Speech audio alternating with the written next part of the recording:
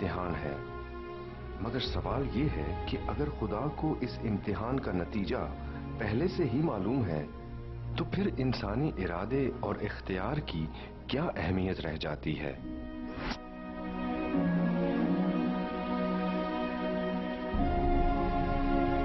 ایک برے شخص کی تقدیر میں اگر برا بننا لکھا ہے تو کیا وہ اپنی تدبیر سے تقدیر کو بدل سکتا ہے؟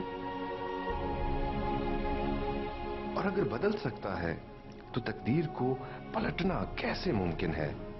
اور اگر نہیں بدل سکتا تو مذہب کس طرح برے شخص کو اس کے اعمال کی سزا دے سکتا ہے؟ کیا تقدیر اور تدبیر کا ٹکراؤ واقعی ایک مسئلہ ہے یا انسانی عقل خدا کی گرینڈ سکیم کو مکمل طور پر سمجھنے سے قاصر ہے؟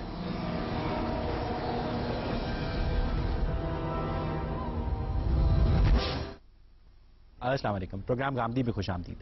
ناظرین، حضرت موسیٰ کے تعجب کے باوجود بھی جناب خضر نے ایک 8 سالہ بچے کو اس کے حقیقی مالک کے پاس واپس بھیج کر ایک کشتی میں سوراخ کرتے ہوئے اسے ڈبو کر اور ایک ٹوٹی ہوئی دیوار کو ازسر نو تعمیر کر کے مذہب کے نظریہ تقدیر کو مستحکم کیا۔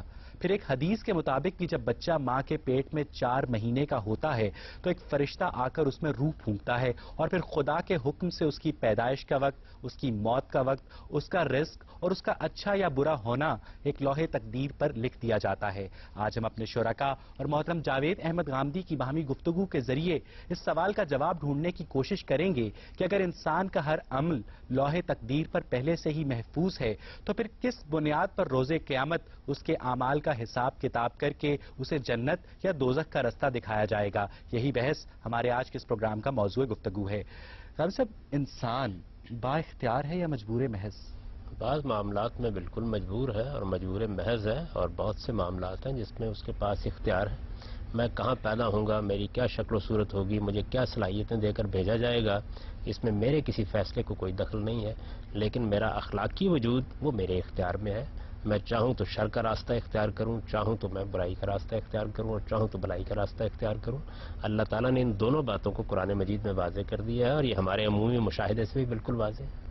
اچھا، اچھا یا برا ہونا جب یہ لوح تقدیر پر پہلے سے ہی لکھ دیا گیا ہے تو پھر ہم ہٹلر کو تو اس کے جرائم کا مورد الزام نہیں ٹھہرا سکتے؟ لکھ دیا کا کیا مطلب ہے؟ یعنی اس دنیا کے اندر جو کچھ ہو رہا ہے اللہ اس کا پہلے سے علم رکھتا ہے، اپنے علم کے لحاظ سے وہ دنیا کے ساتھ معاملہ بھی کرتا ہے۔ جن معاملات میں اس نے اختیار دے رکھا ہوا ہے اس میں لکھا یہی ہوتا ہے کہ آدمی اپنے اختیار سے آج فجر کی نماز پڑھنے جائے گا اور آج نہیں جائے گا، اپنے اختیار سے آج کم تولے گا اور آج نہیں تولے گا، اپنے اختیار سے آج فلاں پر ظلم کرے گا اور آج نہیں کرے گا۔ تو اختیار اللہ تعالیٰ کا دیا ہوا ہے اخلاقی معاملات میں، اس کو قرآن نے بیان کیا ہے۔ یہ کہا ہے کہ انا ہدینہ النجدین، ہم نے اخلاقی لحاظ سے خیر اور شر کے، برائی اور بلائی کے دونوں راستے انسان پر واضح کر دیے ہیں۔ اس کے بعد یہ انسان کو فیصلہ کرنا ہے کہ وہ چاہے تو خیر کا راستہ اختیار کرے اور چاہے تو انسان خیر یا شر کا راستہ اڈاپٹ کرنے میں مکمل طور پر آزاد ہے۔ انسان خیر اور شر کے بارے میں ارادہ کرنے میں پوری طرح آزاد ہے، اقدامات کرنے میں پوری طرح آزاد ہے۔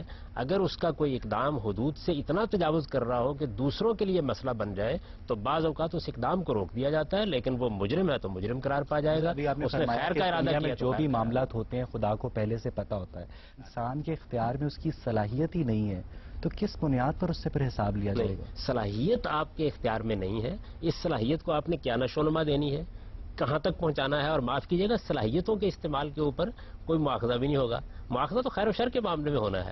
آپ کو ایک شاعر کی صلاحیتیں دی گئیں، آپ کتنے بڑے شاعر بنے، آپ نے اپنی کتنی تربیت کی، آپ نے کیا تعلیم پائی، آپ نے کیا اساتذہ سیکھا، اس کے لحاظ سے دنیا میں نتائج نکل آئیں گے۔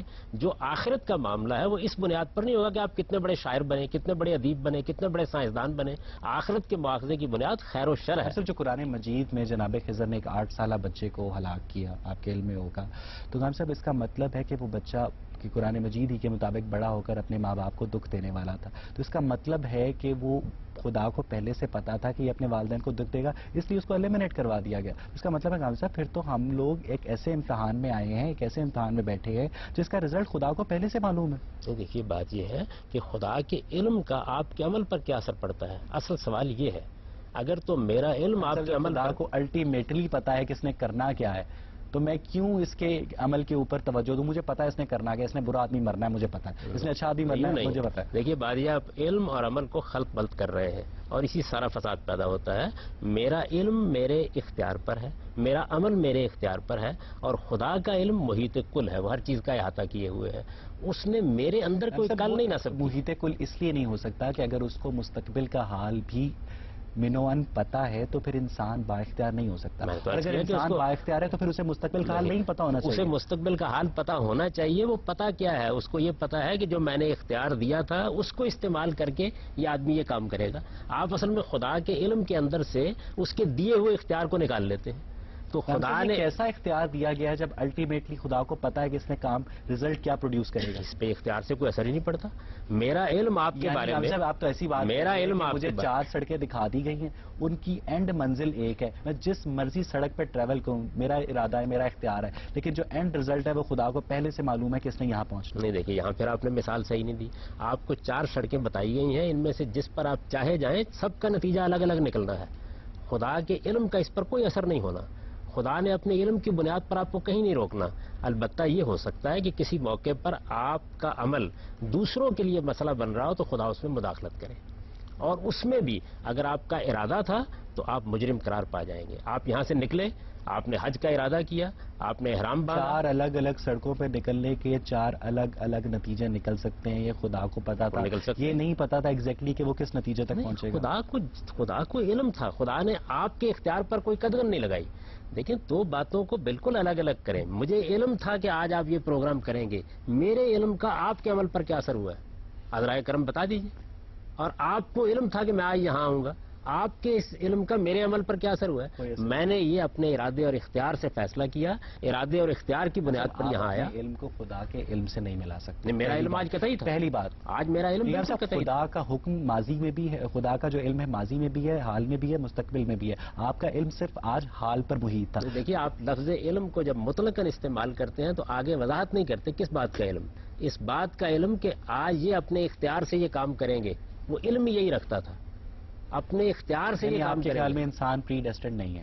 بالکل بھی نہیں. ان معاملات میں جن کا تعلق خیر و شر سے ہے، وہ معاملات، جن معاملات کو خدا نے اپنے، جن معاملات کا تعلق خیر و شر سے ہے ان میں انسان پری ڈیسٹنڈ نہیں ہے. کون کون سے معاملات ہیں؟ خیر و شر کے تمام معاملات. مجھے اچھائی کرنی ہے، مجھے برائی کرنی ہے، مجھے جھوٹ بولنا ہے. یعنی اس کا رزلٹ پہلے سے خدا کو نہیں پتا. رزلٹ معلوم ہونا ایک بالکل الگ چیز ہے. رزلٹ معلوم ہونے کا میرے عمل سے کیا تعلق ہے؟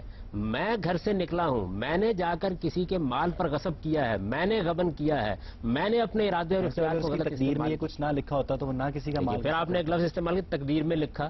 یہ تو آپ کی تعبیر ہے. قرآن مجید کی تعبیر تو یہ نہیں ہے. قرآن مجید تو یہ کہتا ہے ما تسقط من برکۃ. میں حضرت عبداللہ بن عباس سے روایت ہے. آپ ذرا مجھ سے قرآن سن لیجئے. جی، قرآن مجید تو یہ کہتا ہے کہ ما تسقط من برکۃ الا یعلمھا. کوئی پتا بھی نہیں گرتا مگر یہ کہ اللہ اسے جانتا ہوتا ہے. لیکن پتا عالم اسباب میں جو اسباب پیدا ان کے تحت گرتا ہے. خدا اس کو گرانے کے لیے نہیں آتا. ایک پتا بھی گرتا ہے، ہوائیں اس کو اٹھا کر جہاں سے وہاں لے جاتی. یہ بھی تو آتا ہے نا اس کی 23ویں آیت میں کہ انسان پر کوئی بھی مصیبت تب تک نہیں نازل ہوتی جب تک خدا کی اجازت نہ ہو. نہیں، دیکھیے بات ہے، اذن اور اجازت بالکل الگ چیز ہے. اذن اور اجازت کا مطلب یہ ہے کہ جب کوئی معاملہ ہونے لگتا ہے تو خدا مجموعی حکمت کے تحت یہ دیکھتا ہے کہ اس کو ہونے دینا یا نہیں ہونے دینا. آپ نے قتل کا ارادہ کیا، آپ گھر سے نکل کھڑے ہوئے، لیکن یہ قتل اس وقت مجموعی حکمت کے لحاظ سے نہیں ہونا چاہیے، تو آپ کو قتل کرنے نہیں دیا جائے گا، لیکن آپ مجرم قرار پا گئے ہیں اس لیے کہ آپ نے اپنے ارادے اور اختیار کے ساتھ قتل کا اقدام کیا. ماہرین عمرانیات کی رائے میں جو تقدیر کا تصور ہے وہ ایک شکاری دور کی یادگار ہے، جب قبیلے کے افراد کے مابین جو قبیلے کا سربراہ تھا وہ حسب استطاعت کو شکار کو تقسیم نہیں کرتا تھا بلکہ حسب ضرورت تقسیم کرتا تھا، اور تب سے رزق کا پہلے سے طے ہونا انسانوں کے مابین یہ تصور فروغ پا گیا. تو کیا جو مذہبی عقائد ہیں، جو تقدیر اور تدبیر کا تصور ہے، وہ انہی ابتدائی رسومات کی ترقی یافتہ شکل ہے؟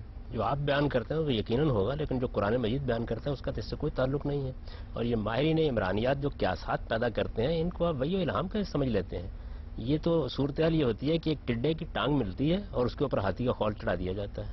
ایک مکھی ملتی ہے اور اس کو گھس گھس کے بھینس بنا دیا جاتا ہے. تو پہلے یہ دیکھنا چاہیے کہ کس بنیاد پر بات کی جا رہی ہے. قرآن مجید کا تصور تو ایک واضح اور شفاف تصور ہے.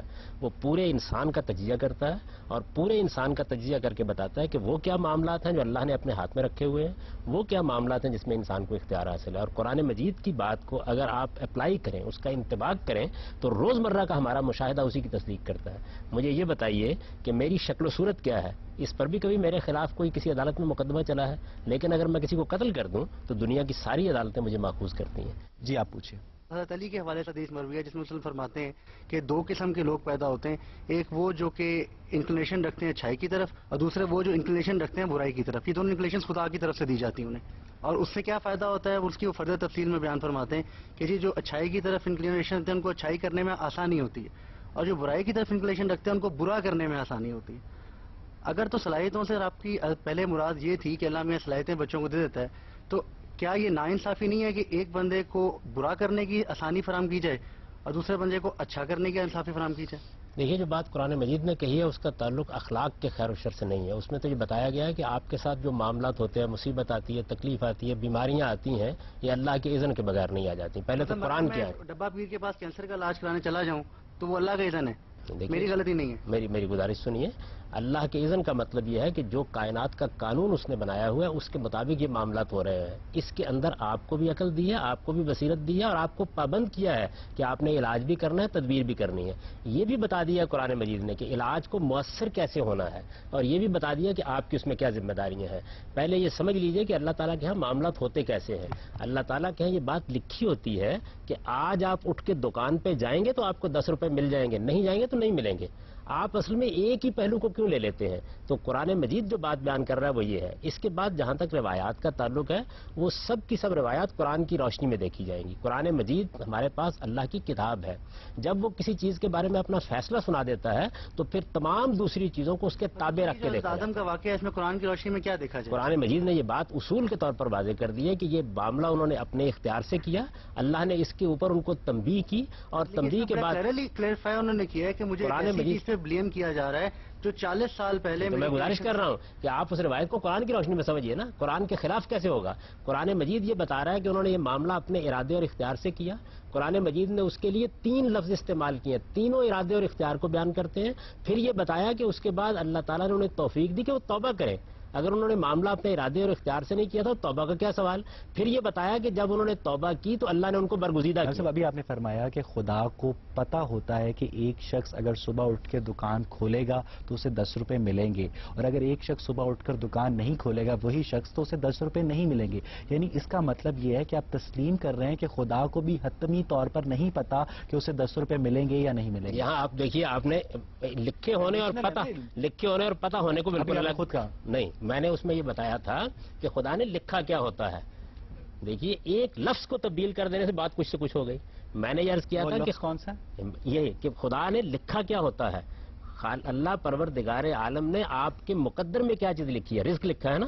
تو وہ رزق اس اصول پر لکھا ہوا ہوتا ہے کہ یہ فلاں آدمی فلاں کام کرے گا تو یہ مل جائے گا, فلاں کام کرے گا تو نہیں ملے گا. ایبسولوٹلی نہیں لکھا ہوتا کہ ہر صورت ملے گا. یہ 2 باتیں الگ الگ ہیں. ایک ہے خدا کا علم ہونا کہ یہ ملے گا یا نہیں ملے گا, ایک یہ ہے کہ یہ کس صورت میں ملے گا.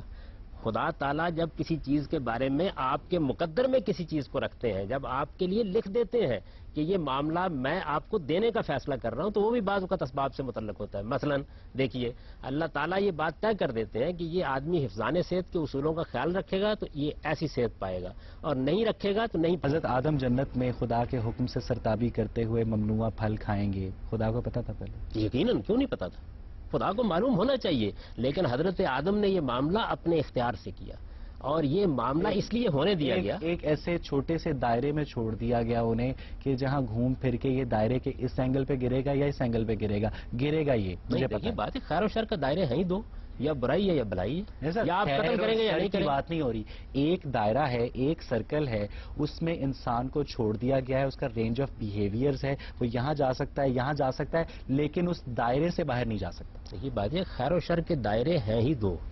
اس کے علاوہ بات نہیں ہو رہی, ایک دائرے کی بات ہو رہی ہے. نہیں, ایک دائرہ تو آپ کی صلاحیتوں کا ہے نا. جی بالکل. اس میں تو آپ تجاوز نہیں کر سکتے. آپ شاعر ہیں, آپ ادیب ہیں, آپ انجینئر ہیں, آپ کے کچھ حدود ہیں جو مقرر کر دیے گئے ہیں, وہ تو طے ہے. لیکن خیر و شر کا جو دائرہ ہے وہ تو ہے ہی 2 چیزوں پر مشتمل.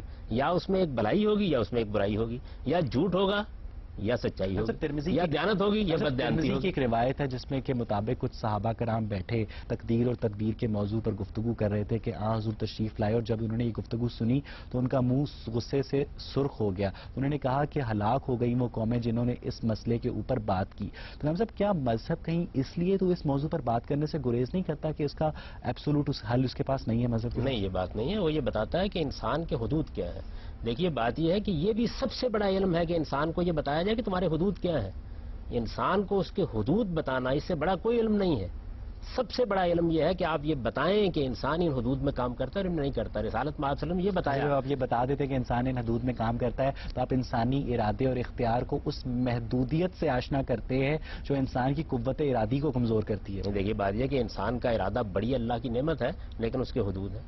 اور یہ بات تو 18ویں 19ویں صدی تک ہر انسان یہ مان کے جیتا تھا کہ میں آسمان میں پرواز نہیں کر سکتا، یہ میری قسمت ہے، یہ میری محدودیت ہے، ٹھیک ہے. لیکن آج انسان نے اپنے ارادے اور اختیار کی بدولت ہوا میں پرواز بھی کرنا. یہ بات ہی آپ درست نہیں کہہ رہے ہیں. انسان تو اس کی ہمیشہ سے خواہش رکھتا تھا. وہ تو اس کے لیے کہانی ہے. وہ یہ محسوس کرتا تھا کہ میں ابھی یہ کام نہیں کر سکتا. اگر انسان اس چیز کو ایک ابدی فیصلہ مانتا تو کبھی جدوجہد ہی نہ کرتا.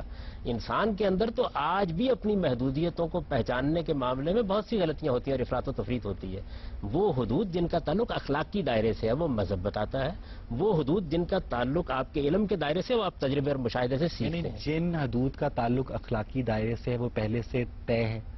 جن کا تعلق اخلاقی دائرے سے ہے ان میں ظاہر بات ہے کہ آپ نے یا تو بھلائی کو اپنانا یا برائی کو اپنانا ہے. وہاں تو کسی حد کا معاملہ ہی نہیں. یہ طے ہے پہلے سے کہ برائی کیا ہے بھلائی کیا ہے. آپ کو اس کا شعور دے دیا گیا ہے. آپ کی فطرت میں اس کو ودیت کر دیا گیا ہے. یہ برائی اور بھلائی میں حدود کہاں سے آ گئے؟ یہ تو چیزیں ہی دو ہے. یا نیکی ہے یا خیر ہے یا برائی ہے یا جھوٹ ہے یا بددیانتی ہے یا سچائی ہے. یہی ہے نا کہ ایبسولوٹ برائی ایگزسٹ نہیں کرتی، ایبسولوٹ اچھائی ایگزسٹ نہیں کرتی. برائی کی نفی اچھائی ہے اور اچھائی کی نفی برائی ہے. تو آپ کس طرح ان کو حتمی طور پر برائی اور اچھائی قرار دے کر مسئلہ تقدیر سے منسلک کر سکتے ہیں کہ یہ شخص برا کام کرے گا یا اچھا کام کرے گا؟ طور پر مجھے قرار دینے کی کیا ضرورت ہے؟ مجھے تو اپنے لیے فیصلہ کرنا ہے. آپ کو اپنے لیے فیصلہ کرنا ہے. آپ کے خیال میرا میں لانگ سٹوری شارٹ انسان کو اختیار دیا گیا ہے اس کے علم کے مطابق اور ایک محدود اختیار دیا گیا. ظاہر بات ہے میں ہر روز اس کا مشاہدہ کرتا ہوں. اس کے لیے مذہب سے مجھے پوچھنے کی ضرورت نہیں ہے. جی آپ پوچھیں. سر قرآن کی بات آپ نے کہی کہ قرآن جو ہے ہم سٹینڈرڈ مانیں گے، اور قرآن میں تو لارت بن والا یابسین کا بھی حکم ہے کہ ہر چیز خشک و تر کا ذکر موجود ہے. پھر اس میں یہ بھی کہا جاتا ہے کہ اگر نہیں جانتے ہو تو اہل علم سے پوچھ لو. پھر اس کے بعد حدیث بھی ملتی ہے کہ میں تم میں دو چیزیں چھوڑ کے جا رہا ہوں، کتاب اللہ و اطرتی اہل بیت یا سنتی کا آپ لفظ لگا لیں. یعنی صرف قرآن بھی کافی نہیں ہے، یہ بھی کہا گیا کہ دونوں سے تمسک اختیار کریں. آپ کس طرح یہ کہہ سکتے ہیں کہ ہر چیز جو ہے ہم قرآن کے ساتھ جو ہے کمپیریزن کر کے، کیا کوئی انسان اتنا عقل کامل رکھتا ہے کہ قرآن سے ہر مسئلے کا اس طرح سے استدلال لے سکے کہ جس طرح سے انبیاء یا سنت رسول سے یا دوسری طرح لیا جا سکے؟ جتنی آیات آپ نے پڑھی ہیں ان کا کوئی تعلق اس بات سے نہیں جس پر آپ یہ بات کر رہے ہیں. لا رتبم ولا یابسن کی آیت جو ہے اس کا قرآن سے کوئی تعلق نہیں ہے. وہ تو یہ بتایا گیا ہے کہ اس کائنات کے اندر جو معاملات ہو رہے ہیں وہ تمام کے تمام اللہ نے ایک رجسٹر میں لکھ رکھے ہیں.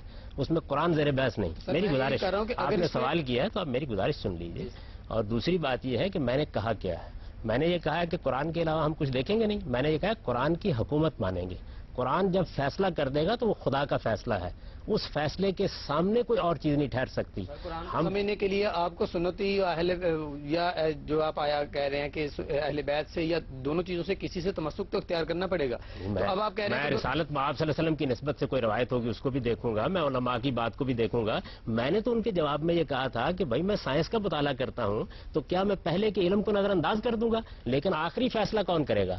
آخری فیصلہ قرآن کا متن کرے گا. تو سر یہ جو باتیں ہیں کہ قرآن سے ہم کمپیئر کریں گے آیات کو تو سر یہ جو احادیث کو، تو سر پھر ان میں کون کرے گا یہ فیصلہ کہ دونوں میں سے کون بہتر ہے؟ ابھی ایک کے پاس کے جلیل القدر اہل علم جب یہ کہتے ہیں کہ قرآن کے خلاف، سنت کے خلاف، عقل عام کے خلاف روایت قبول نہیں کی جائے گی تو یہ فیصلہ کون کرتا ہے ان کے نزدیک؟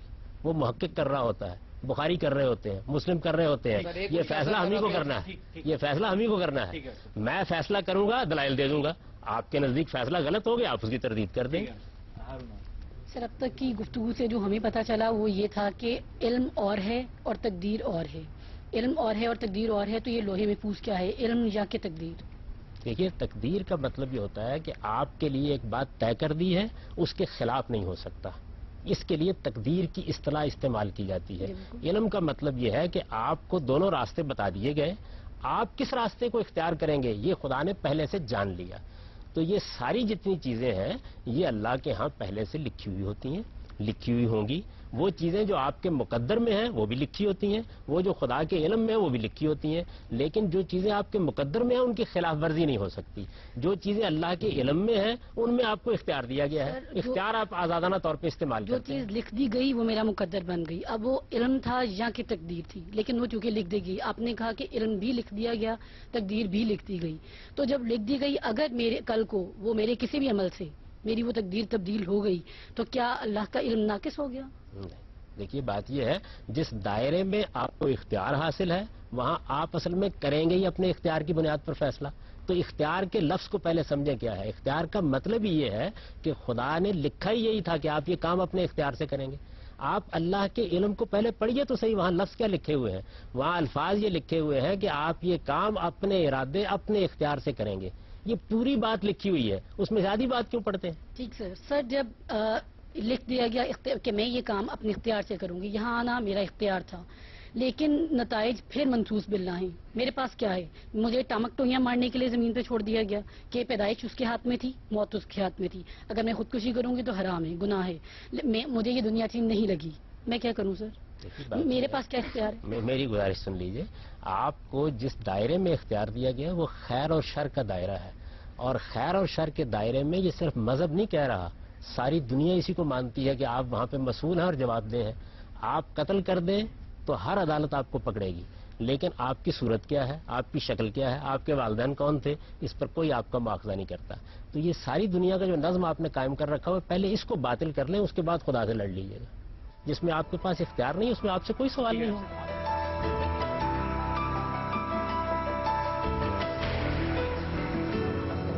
ہم سب امویوں نے نظریہ تقدیر کو اپنے اقتدار کو مستحکم کرنے کے لیے استعمال کیا. مشہور جو قدری تھا غیلان دمشقی, اس کو خلیفہ ہشام بن عبد الملک کے حکم پر قتل کر دیا گیا. عباسیوں نے انہی قدریوں کی مدد سے اقتدار حاصل کیا اور بعد میں خود بھی وہی کیا جو اموی خلفاء کرتے رہے, یعنی انہوں نے بھی قدریوں کو کچلنا شروع کر دیا. تو غامی صاحب, کیا جو نظریہ تقدیر ہے اس کی جو پولیٹیکل پوٹینشیل ولنریبلٹی ہے وہ یہ ہے کہ وہ نظریہ تقدیر انسان کو ظلم کے خلاف آواز اٹھانے سے روکتا ہے؟ کوئی نظریہ تقدیر ہے ہی نہیں, یہ انہی کا قائم کردہ تھا, وہی اس کی بھیڑ چڑھ گئے. قرآن مجید تو بڑے واضح طریقے سے انسانی شخصیت کا تجزیہ کر کے بتاتا ہے کون سا دائرہ محدودیت کا ہے, کون سے دائرے میں انسان کو اختیار حاصل ہے. جو انہوں نے بات کہی اس دائرے کے اندر تو اللہ تعالیٰ فیصلے ہمیشہ انسانوں کے اپنے اعمال کی بنیاد پر کرتا ہے. اللہ تعالیٰ بتاتے ہیں کہ یہ تمہارے اعمال کی جزا ہے جو میں دے رہا ہوں, واضح طور پر پہلے سے لکھ چکا تھا. نہیں, پہلے سے لکھ چکا کیوں کہتے ہیں, میرے علم میں پہلے سے تھا.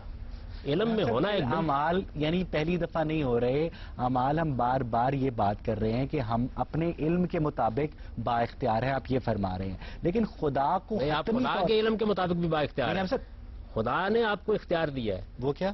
یہ کہ آپ اس دائرے کے اندر جو چاہیں کر سکتے ہیں, یہ جو چاہیں کر سکتے ہیں. جی بالکل. یہ نہیں پتا کہ کیا کریں گے, یہ نہیں پتا کہ کیا بات. میری گزارش سنیے, خدا نے مجھے اختیار دیا کہ میں اس دائرے میں جو چاہیں کر سکتا ہوں. میں نے اپنی چاہت سے, اپنے ارادے سے, بغیر کسی بیرونی مداخلت کے وہ کام کیا. خدا جانتا تھا کہ وہ پہلے سے پتا تھا اسے. پہلے سے پتا ہونے تو کوئی فرق نہیں پڑتا. میں نے اب ایک دوڑ لگائی, اس دوڑ کے لیے میں نے اقدامات خود کیے, تیاری خود کی, میں اس کے لیے نکلا. ایک آدمی جو پہلے سے مجھے جانتا ہے اس نے اندازہ لگا کے بتا دیا کہ نتیجہ یہ نکلے. میں اچھا کام کروں یا برا, یہ میرے اختیار میں. جی یقیناً یہ آپ کے اختیار میں. آپ چاہیں تو جھوٹ بولیں, چاہیں تو آپ سچ بولیں, چاہیں تو آپ دیانت کا راستہ اختیار کریں, چاہیں تو بددیانتی کا راستہ. میرے آپ سے دو سوال ہیں. ایک تو آپ نے کہا کہ خدا نے انسان کے اندر کوئی ایسی چیز نہیں ڈالی, کوئی ایسا عنصر جو اس کو برائی یا اچھائی پہ مجبور کرے. مگر اب نیورولوجی اور سائیکالوجی سے ہمیں پتہ چلتا ہے کہ انسان کے اندر سب سے پہلی بات جو ہے اس کی بیسک جو ٹریننگ ہوئی ہوتی ہے, بیسک اخلاقی سوشلائزیشن ہوئی ہوتی ہے, اس کے ماں باپ, اس کی گرد و نواح, وہ بہت امپورٹنٹ ہوتی ہے. دوسرا, آپ ان لوگوں کے بارے میں کیا کہیں گے جن کا دماغی توازن صحیح نہیں ہوتا, یا جو قتل, ریپ, ایڈکشن, اس طرح کی چیزوں کی طرف کیمیکلی زیادہ انکلائنڈ ہوتے ہیں, ان کے اوپر اب کنٹرول نہیں ہوتا جتنا اور لوگوں کا ہوتا ہے. ایک انسان کا وائلنس پہ اتنا کنٹرول نہیں ہوتا ایک اور انسان پہ. ایک انسان کو زیادہ جلدی غصہ آ جاتا ہے. دو باتیں سمجھ لیجیے. ایک یہ کہ یہ بالکل ٹھیک ہے کہ انسان کے اندر جذبات بھی ہیں, خواہشات بھی ہیں, رغبات بھی ہیں, اس کے میلانات میں ہی فرق ہوتا ہے, لیکن انسان کو ایک بہت بڑی چیز دی گئی ہے, وہ اس کا ارادہ ہے. اصل میں وہ ارادہ ہے جس کو آپ استعمال کرتے ہیں تو بڑی سے بڑی اپنی کمزوری کے اوپر آپ غلبہ پا لیتے ہیں. اور اگر فرض کر لیجئے کہ کسی معاملے میں یہ بالکل ثابت ہو جائے آج دنیا کی عدالت میں کہ آپ مجبور محض تھے, آپ نفسیاتی مریض تھے, آپ اس معاملے میں کچھ نہیں کر سکتے تھے. تو جس طریقے سے آپ کو یہ عدالت معاف کرے گی ایسے خدا بھی معاف کرے گا. یہ بات بھی اصول کے طور پر طے کر دی گئی ہے. مقصد کیا ہوا انسان کو دماغی بیماری کی اذیت میں ڈالنے کا؟ خدا کیا اذیت پسند ہے؟ نہیں، خدا اذیت پسند نہیں، اس نے یہ دنیا امتحان کے لیے بنائی ہے. جب ایک دنیا امتحان کے لیے بنائی جائے گی تو اس کے اندر بیماریاں بھی ہوں گی، تکلیفیں بھی ہوں گی، اس کے اندر ظلم بھی ہوگا، اس کے اندر عدوان بھی ہوگا، اس کے اندر ارادہ و اختیار کے استعمال کی آزادی بھی ہوگی. اگر یہ بات صحیح ہے کہ خدا کو علم ہے کہ میں نے اپنے اختیار سے کیا کرنا ہے، کس طرح اپنی ول کو مینیفیسٹ کرنا ہے، کیا ایکشن لینا ہے، وہ بھی مان لیتے ہیں. مگر خدا یہ سب کچھ جانتا ہے تو اس کا مطلب ہے پھر خدا 70 ماؤں سے زیادہ ہم سے پیار نہیں کر سکتا، کیونکہ یا تو پھر خدا کی ڈکشنری میں ماؤں کا کوئی اور، مجھے پتا ہے کہ کوئی بھی ماں اپنے بچے کو ایسے امتحان میں نہیں ڈال دے گی جس میں اس کو پتا اس کا رزلٹ کیا ہونا ہے اور اس میں اذیت کیا بچے نے پائی ہے، کیونکہ ہمیں اتنا پتا ہے کہ دنیا میں لوگوں کو اذیت پیش آتی آپ ہے. پوری دنیا کو دیکھ رہے ہیں اس زندگی اور موت کے حوالے سے، اور خدا دیکھ رہا ہے اس کو آخرت کو ساتھ ملا کر. وہ ابدی زندگی اس کے پیش نظر ہے. یہ بالکل ایسے ہی ہے. آپ نے 70 ماؤں کی بات کی. آپ کی ماں صرف یہ جانتی ہوتی ہے کہ اگر آج یہ بچہ اسکول نہیں جائے گا تو کل کو ریڑھی لگائے گا، اور وہ آپ کو سخت سردی میں اٹھاتی ہے، آپ کے کان گرم کرتی ہے، اور اس ماں کو کوئی بھی یہ نہیں کہتا کہ یہ شفقت نہیں کر رہی. اس لیے کہ ماں کی نظر موقع کے اوپر آپ کے مستقبل پہ بھی ہوتی ہے، اور آپ کی نظر صرف اس وقت کی سردی پر ہوتی ہے. مگر اگر میرے ماں کے یہ اختیار میں ہو کہ وہ مجھے ایسی زندگی دے سکے جس کے اندر مجھے اذیت نہ ہو اور مجھے جو میں حاصل کرنا چاہوں وہ بھی مل جائے، تو وہ یہ کرے گی. یہ آپ میری اور اپنی توہین کر رہے ہیں. میں یہ زندگی نہیں چاہتا. انسان کی حیثیت سے مجھے بہت بڑا شرف ملا ہے کہ میں نے جو پانا ہے قیامت میں وہ اپنی ایفرٹ سے پانا ہے. میں وہ زندگی کیوں لوں جو فرشتوں کو دے دی گئی ہے؟ یہی تو میرا سب سے بڑا شرف ہے. میں تو فرشتوں کی بات ہی نہیں کر رہا، میں کہہ رہا ہوں میں نے اپنی جو ایکشن سے آپ کرنا یہی ہے. کہہ رہے ہیں کہ خدا کو جب علم تھا تو وہ اپنے علم پر فیصلہ کرتا. نہیں، اگر خدا جانتا تو میں نے کیا کرتا تھا؟ سیدھا جنت جہنم میں ڈال دیتا لوگوں نے جو کرنا تھا ان اور اگر کو. اس موقع پر آپ کھڑے ہو کے یہ کہتے ہیں کہ مجھے تو موقع نہیں ملا کام کرنے کا، آپ نے کیوں اپنے علم کی بنیاد پر فیصلہ کیا؟ پھر کیا ہوتا؟ خدا نے جیسے بڑے موقع ویسے بڑے حقوق دیے ہوئے انسانوں کو. کیا مطلب میرے سے پوچھے نہ تو مجھے دنیا میں ڈالا تھا، نہ میں پوچھ کے باہر آپ کیجیے گا جب آپ کو موقع ہی نہیں دیا گیا ایک چیز کا تو آپ کے بارے میں ایک منفی فیصلہ کیسے ہو سکتا ہے؟ یہ تو بالکل ٹھیک ہے کہ خدا آپ کو اگر جنت میں بھیج دے گا تو آپ نہیں پوچھیں گے. اگر وہ جہنم میں بھیج دیتا تو آپ کہتے ہیں کہ مجھے تو موقع نہیں دیا گیا. میں تو ابھی بہت ساری باتیں کرتا ہوں، وہ تو نہیں خدا سنتے. تو خیر ایسی کون سی بات ہے خدا نے کوئی عدالت لگائی ہوئی انسان کے ساتھ؟ آپ جو بات بھی کرتے ہیں خدا اس کو سنتا ہے. اسی لیے تو آپ یہ بات کر رہے ہیں اور ہم آپ کا جواب دے رہے ہیں. اسی لیے تو جواب دے رہے ہیں. مسلمان کے گھر پیدا ہونا میری قسمت. مسلمان کے گھر پیدا ہونا تو خدا کا فیصلہ تھا، لیکن آپ کو شعور کی عمر کو پہنچنے کے بعد مسلمان رہنا ہے یا کچھ اور بننا ہے یہ آپ کا فیصلہ ہے. جو بندہ اسلامی گھرانے میں پیدا ہوگا بہرحال اس کے اوپر زیادہ یہ چانس ہوگا کہ وہ اسلامی تعلیمات پر عمل کرے اور وہ جنت سے زیادہ قریب ہوگا. ایک جو بندہ ہندو گھرانے میں پیدا ہوگا وہ جنت سے زیادہ دور ہوگا، کیونکہ پہلے اسے کنورٹ ہونا ہے اسلام میں، پھر نیک کام کرنے اور پھر جنت کو اٹین کرنا. میرا تو خیال یہ ہے کہ زیادہ اس کے جہنم میں جانے کے امکانات ہیں. یہ اسلام کے گھرانے میں پیدا ہوا ہے، اس کو شعور نہیں ہے اس بات کا کہ اس نے کیا سیکھا اور کیا نہیں سیکھا. جو والدین سے پا لیا ہے اس کے اوپر اندھا دھند بعض اوقات عمل کرتا ہے، اور بسا اوقات ایسا ہوتا ہے کہ اس غلط فہمی میں مبتلا ہو جاتا ہے کہ میں تو مسلمان ہوں اس لیے میں جدھر چاہوں چلا جاؤں. پھر وہیں کہ بہرحال اس کا چانس بندے کا زیادہ ہے کہ وہ درست مذہبی تعلیمات پر عمل کرے گا آپ کے فہم کے مطابق جو اسلامی گھرانے میں پیدا ہوگا. ضروری نہیں. میں تو دیکھتا ہوں اس وقت مسلمانوں کے گھرانوں میں لوگ پیدا ہوئے 99.99% لوگ بائی برتھ ریلیجس ہوتے ہیں، وہ کنورٹ نہیں ہوتے. میں آپ سے گزارش کر رہا ہوں، آپ ریلیجس کسے کہتے ہیں؟ یعنی جو ایک خاص مذہب کے پیروکار ہوتے ہیں. نہیں، مذہب کیا چیز ہے؟ اصل چیز تو اخلاقی اصول ہے نا، جن کو مذہب دنیا میں قائم کرنے کے لیے آیا ہے. مسلمانوں کے گھرانے میں لوگ پیدا ہو رہے ہیں، جھوٹ بول رہے ہیں، بددیانتی کر رہے ہیں، غبن کر رہے ہیں، لوگوں کا مال کھا رہے ہیں، ملاوٹ کر رہے ہیں، دوا تک خالص دینے کے لیے تیار نہیں ہیں. آپ مذہب کہتے کس کو؟ اور حتمی طور پر انہوں نے جنت میں جانا ہے. مجھے نہیں معلوم. جنت اور جہنم کے فیصلے نہ آپ کو کرنے چاہیے نہ مجھے کرنے چاہیے. دیکھیے بات یہ ہے کہ اگر کسی یہودی نے جانتے بوجھتے کسی حق کا انکار نہیں کیا، کسی مسیحی نے جانتے بوجھتے کسی حق کا انکار نہیں کیا، تو وہ کیوں جنت میں نہیں جائے گا؟ یہ بات تو قرآن مجید نے. صاحب جانتے بوجھتے کوئی حق کا انکار نہیں. یہ آپ کا خیال ہے. میں تو مسلمانوں کے اندر لوگوں کو جانتا ہوں، ان کے تعصبات، ان کے مفادات، ان کی دنیا کے ساتھ وابستگی. خدا نے پیدا کیا ان کے اندر تعصبات، مفادات. بالکل بھی نہیں. خدا نے تو ان تعصبات کے مقابلے میں ان کو بہت بڑا ارادہ دیا تھا، اس کو استعمال کریں تو اس کے بعد وہ حمالہ کو سر کر سکتے ہیں. خدا نے ان کے ساتھ کوئی ظلم نہیں کیا. اور حضرت خضر کے جس واقعے کی آپ نے ابتدا میں مثال دی تھی اس میں خدا کی مداخلت ہے. یعنی یہ بات کہ کون سا معاملہ اجتماعی حکمت کے خلاف ہو جائے گا اس میں خدا مداخلت کرتا ہے. اس 8 سالہ بچے کو اس لیے مار دیا گیا کہ وہ بڑے ہو کر اپنے والدین کو دکھ دے گا. ہٹلر کو نہیں مارا گیا، روز بچے ہلاکو خان کو نہیں مارا گیا، چنگیز خان کو نہیں مارا گیا. میری گزارش سن لیجئے. ہٹلر اور ہلاکو خان کو کیوں زندہ رکھا گیا؟ دنیا کی ایک امتحان کے لیے بنائی گئی ہے. اگر اللہ تعالیٰ نے بار بار ہم اس بات پہ ایمفیسائز کر رہے ہیں اور آپ علم الکلام کا سہارا لے کر اس سے دائیں بائیں ہو جاتے ہیں کہ دنیا ایک امتحان ہے، مانا تسلیم، لیکن یہ ایک ایسا امتحان ہے جس میں ہم اپنی مرضی سے آئے ہی نہیں، ہم نے فارم نہیں جمع کرایا کہ ہم اس دنیا میں آ کر بیٹھ جائیں گے، اور یہ ایک ایسا امتحان ہے جس کا رزلٹ ایگزامینر کو پہلے سے معلوم ہے. نہیں دیکھیں میری گزارش سن لیں. اور یہ ایک ایسا امتحان ہے جس میں ہر جو ایگزامینی ہے جس کا امتحان لیا جا رہا ہے اس کی صلاحیت بھی ایک جیسی نہیں ہے. ہر آدمی کا امتحان اس کی صلاحیت کے لحاظ سے دیا جا رہا ہے. میں جب شعور کو پہنچتا ہوں تو میں اس دنیا کو ایکسیپٹ کرتا ہوں، اس سے محبت کرتا ہوں، اسے جانے کے لیے تیار نہیں ہوتا. یہ اللہ تعالیٰ کے فیصلے کی تصویب ہے جو میری طرف سے ہو جاتی ہے. یہ تو پاؤں لٹکائے ہوتے ہیں قبر میں، اس وقت بھی کوئی یہاں سے جانا نہیں چاہتا. اس دنیا کے اندر اگر انسانیت واقعی خدا کے فیصلے کو ماننے کے لیے تیار نہ ہوتی تو ساری خودکشی کر لیتی.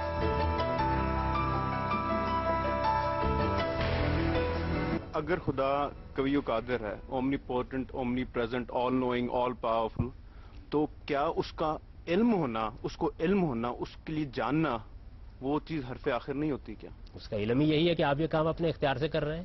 جب اس نے اس کا علم حرف آخر ہے، لیکن وہ علم ہے کیا؟ وہ یہ ہے کہ آپ یہ کام اپنے اختیار سے کر رہے ہیں. اگر کسی آل نوئنگ پاورفل فورس کے اگر اس کا علم یہ ہے، آل نوئنگ ہے لیکن کیا جانتا ہے؟ یہ جانتا ہے کہ آپ اختیار سے یہ کام کر رہے ہیں. دیکھیے بات یہ ہے کہ میں جانتا کیا ہوں؟ میں یہ جانتا ہوں کہ آپ اپنے اختیار سے، اپنے ارادے سے اس کو صحیح یا غلط استعمال کر کے یہ کام کریں گے. تو میرا علم ہے ہی یہی. میرا علم تو بالکل حتمی ہے، لیکن ہے کیا؟ میرے پورے علم کی سٹیٹمنٹ بیان کیجیے. بحث کا نتیجہ آپ یہ نکال رہے ہیں کہ خدا کا علم آل نوئنگ ہے، وہ ماضی، حال، مستقبل سب کا احاطہ کرتا ہے، لیکن خدا کا ایبسولوٹ فائنل علم یہ ہے کہ انسان اپنے ارادے سے یہ کرے گا. فلاں معاملات ارادے سے کرے گا، فلاں بغیر ارادے کے یعنی کرے گا. اس کا مطلب ہے کہ فائنل ججمنٹ ڈے، جس دن سب لوگ داخل جنت یا دوزخ ہوں گے، اس کا فیصلہ پہلے سے ہو چکا ہے. نہیں، اس کا فیصلہ پہلے سے نہیں ہوا، اس کا علم پہلے سے موجود ہے. فیصلہ تو اس دن ہوگا. فیصلے کی بنیاد آپ کا اختیار، آپ کا ارادہ، اللہ کا اتمام حجت ہے. میں تسلیم کرتا ہوں کہ میں آپ کی ساری بات آج سمجھنے سے قاصر رہا. میں نے بڑی ایمانداری سے آپ سے سوالات کیے.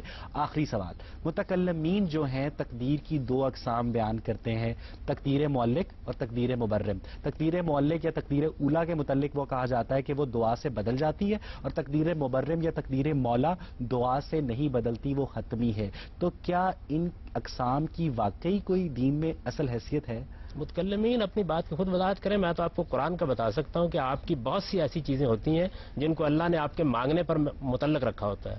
یعنی وہ طے ہی یہ کیا ہوتا ہے کہ آپ یہ چیز مانگیں تو دے دیں گے، نہیں مانگیں گے تو نہیں دیں گے. کیا خدا کو پتا ہے اپنے بارے میں کہ اس نے میرے بارے میں قیامت کے روز کیا فیصلہ کرنا ہے؟ خدا ہر چیز سے واقف ہے، یہ اصولی بات. اگر اب پتا ہے کہ خدا اس کے نے علم کیا کے حدود فیصلے کیا کرنے ہے؟ ہیں تو اس کے مطلب اس نے وہ فیصلے کر چکا ہے. وہ اس نے کیا فیصلے کرنے ہیں؟ وہ خدا کو اپنے خود کے بارے میں پتا ہے کہ اس نے کس بنیاد پہ فیصلے کرنے یعنی ہیں. ایک جج فیصلہ کرتا ہے بغیر ملزم کو سنے ہوئے، بغیر وکیل کو سنے ہوئے. کیا ایسے؟ خدا اپنے فیصلے سے واقف ہے، لیکن وہ یہ جانتا ہے کہ یہ فیصلہ وہ انصاف پر کرے گا، یہ فیصلہ آپ کے ارادے پر کرے گا، یہ آپ کے اختیار کے صحیح استعمال یا غلط استعمال پر کرے گا. آپ خدا کے فیصلے کو پورا پڑھیے. پہلے آپ تو فیصلے کا آخری حصہ سنا رہے ہیں، پہلے خدا کا پورا فیصلہ پڑھیے. فیصلے سے پہلے سے واقف ہے اور وہ پھر جرح کا موقع دیتا ہے وکیل کو اور مدعی کو، تو وہ جرح تو بے معنی ہے.